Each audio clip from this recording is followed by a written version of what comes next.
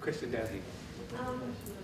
I think in more recent years there's been a change in zoning, particularly in the area where I'm living in Wilson, which is right on the Kangaroo River, and could potentially be a beautiful spot, which is why we bought back in '95, but things have deteriorated. And there's some pretty shocking, what I call quick and dirty subdivisions, really poorly done by the council, by the city, and that's what I find depressing coming home. I enjoy my home that I'm proud of, that I bought, that I'm not joking, that I've rebuilt. I love my garden. It happens to be native garden. It's great for my family. They love the home.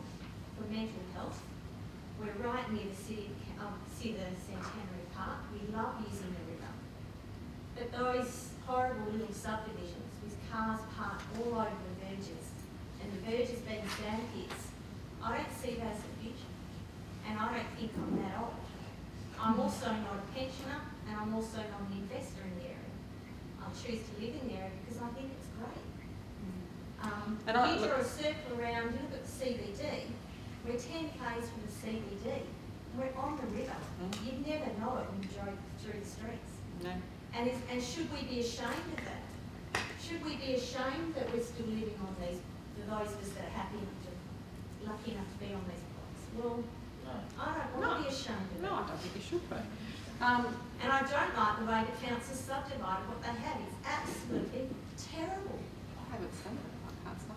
I mean, I've driven through Wilson lots of times because I live in Shelley. But corner of Bunbury and Manning Road, it's appalling. Those three little places, those poor people that are living there because they are students or they don't have any other accommodation, they're putting their lives at risk every time they reverse out onto Bunbury, and it should never have been approved, and that's what scares me. I don't know the site very well, not having worked here for very long, but I understand a little bit about the challenge of particularly the growth of the student housing type product that's being built in Wilson and in Bentley. And I guess we've started, the councillors have certainly been concerned about that for some time. We started the process of having a look at what sort of different planning controls can be put in place to guide better development. We can't do a lot about investment that's already happened, but we can also always look for the future to try. But they're the sorts of issues that, as we go through the community plan process, we want to learn more about and find the solutions to overcome. Because Wilson, and there's a few other places within the city, if you like.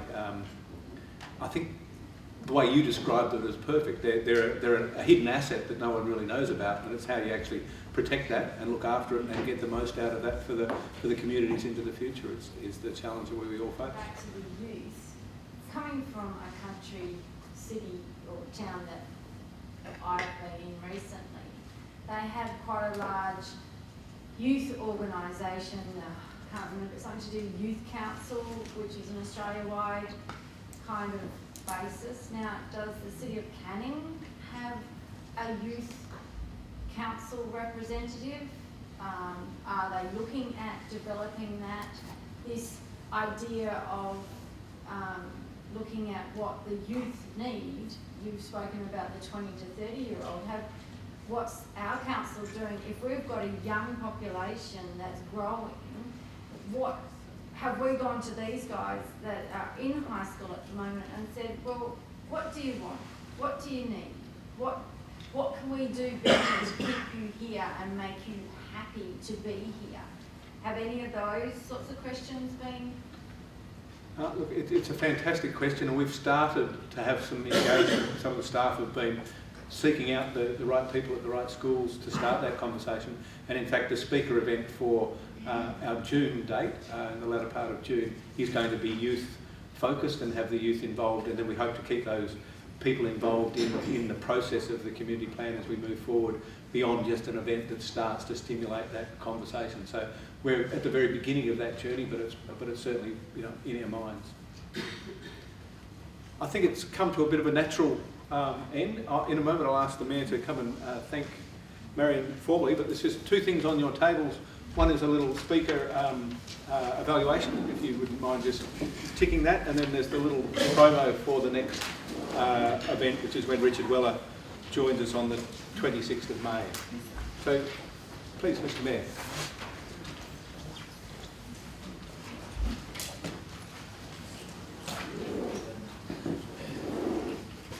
Yeah, before I thank Marion, I'd just like to clear a couple of questions that have been raised. One is about the one in Wilson, where you've got a beautiful native garden. Obviously, probably some of you people are not aware that the people responsible for subdivisions is the WA State Planning Commission.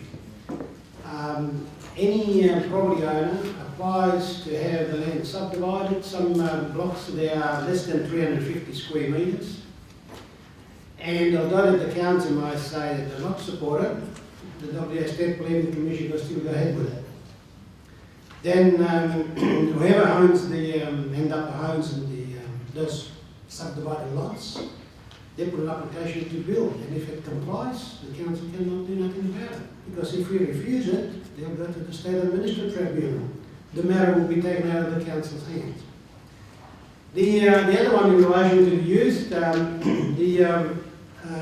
one typical example, we have been engaged some of the youth from various schools to come and tell us, for example, north of the river, or the Canning River, I've got to clarify that, because some people say north of the river, they say we're going up to the Swan, is that we have a multi-purpose function centre where we have invited the youth to come and give their aspect and look at that particular building there to give their input, to see what they like to see, because that really is built for them, not just for us, the oldies, but also for them, for the future generation, if you like. So that's how we started.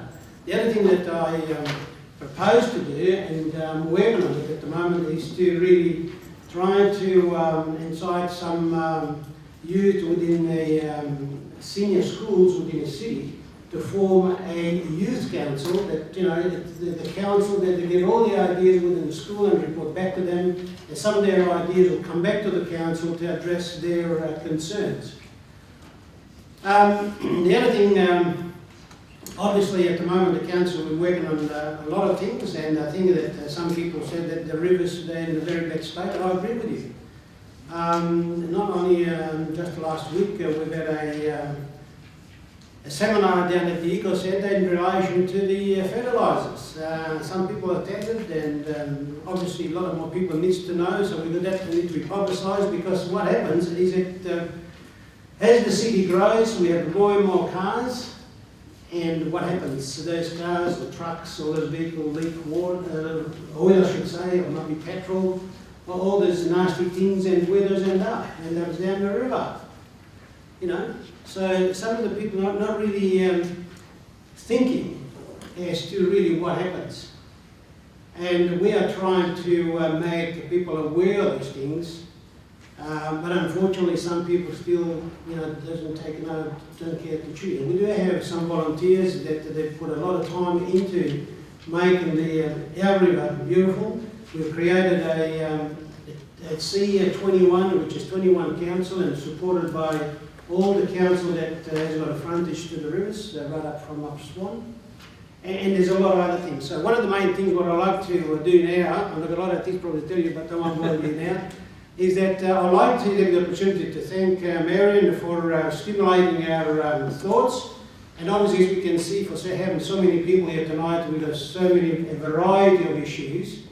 And I think that if the government or the politicians like tonight and other nights, we have any of them here, which might be able to, if they were present, would be able to take some of the ideas to take them back to the cabinet or to the fellow parliamentarian to say this is really what happens out there. Unless they go out there in the open, like us, you don't really know what happens in the suburbs.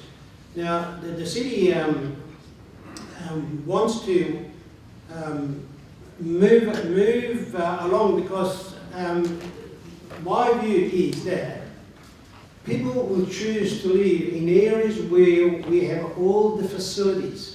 If there's no facility, and let's talk about employment, you know, affordable housing, transport, and recreate, these are all the things that people will look for. You know, if you haven't got the services, people will not come and live here, or anywhere as far as that matter. You know, if you've got to send people to Macquarie, you can get a block for free in Macquarie, but how many people are dragging their necks to get there? Not many, because of the services. You know, and that's what we're trying to get us some sort of like a balance, but at the same time, I think we've got to shift our paradigms.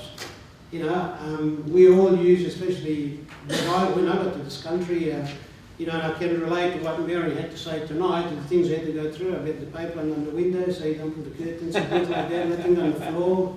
You know, all those things, and all about it, you know. And I remember when we had to sort of go and get fetch the wood first before you can have a shower, because you've got to hit the water, you know.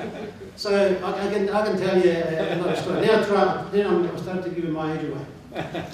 So I'd like to really thank you, Marion, to come along tonight to really stimulate our thoughts. And I think that for what you've sort of stimulating tonight is good for the city of Canning and maybe for the metropolitan area.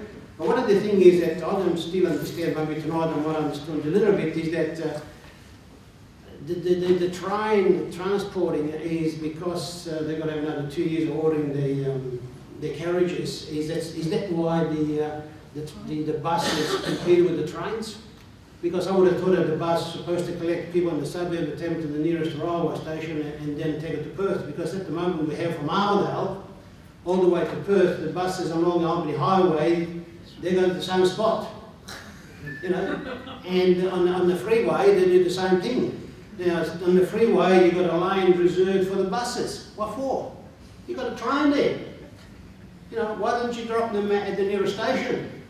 Because the buses, if the buses go around the suburb and the person has to walk for 5 minutes, and we are getting old, you can only walk for 5 minutes, and you have the buses every 10 minutes, people will use public transport more often than they do now.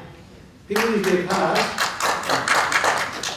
because they can't think about it, you know.